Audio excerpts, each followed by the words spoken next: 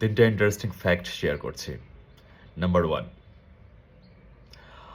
একদিন গ্রামবাসী মিলে সবাই সিদ্ধান্ত নিল বৃষ্টির জন্য দোয়া করবে। সবাই মাঠে একত্রিত হলো বৃষ্টির জন্য দোয়া করার জন্য। তখন একটি ছেলে ছাতা নিয়ে এলো। তার মানে সে বিলিভ করলো বৃষ্টি হবে।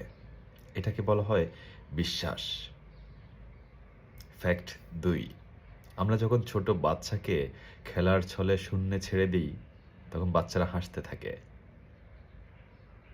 কারণ সে জানে তাকে আবার আমরা ধরে ফেলব। এটাকে বলা হয় ভরসা। ফ্যাক্ট 3, যখন আমরা প্রতি রাতে ঘুমোতে যাই, আমরা জানি না আমরা পরের দিন ঘুম থেকে উঠতে পারবো কিনা, বেঁচে থাকবো কিনা বা আমাদের ঘুম ভাঙবে কিনা। তবুও আমরা পরের দিনের জন্য আমাদের টাস্ক নোট করে রাখি কিংবা অ্যালার্ম দিয়ে রাখি। এটাকে বলা হয় আশা।